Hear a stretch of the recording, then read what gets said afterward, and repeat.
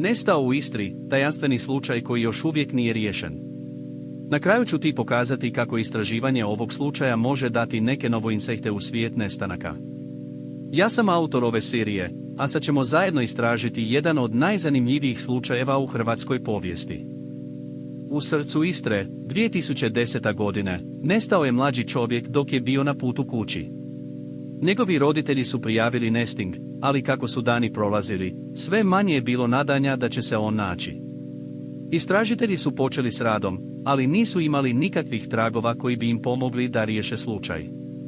Kao što smo ranije spomenuli, tajanstveni slučaj je ostao neriješen do današnjeg dana.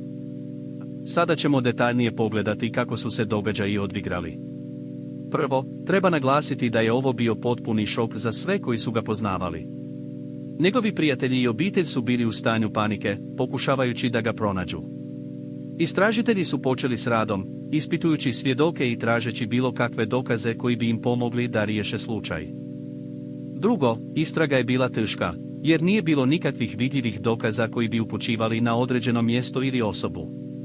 Sve je bilo još tajanstvenije, jer nije bilo nikakvih naznaka da je netko prisilio njegov nestanak.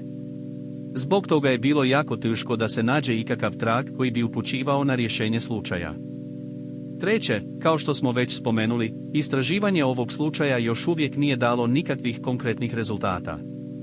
Svi koji su ga poznavali govore o njemu kao o velikom čovjeku, koji nikad nije imao problema sa zakonom. Zato je ovaj slučaj toliko interesantan, jer postavlja mnoga pitanja o tome što se dogodilo. Konačno, na kraju ću ti pokazati kako istraživanje ovog slučaja može dati neke novo insekte u svijet nestanaka. Rješenje ovog slučaja bi moglo dati velike insekte u tajanstveni svijet nestanaka i pomoći u rješavanju sličnih slučajeva u budućnosti. Pretplati se za novu istinitu priču svake sedmice. Zaprati trag tame i uključi zvonče.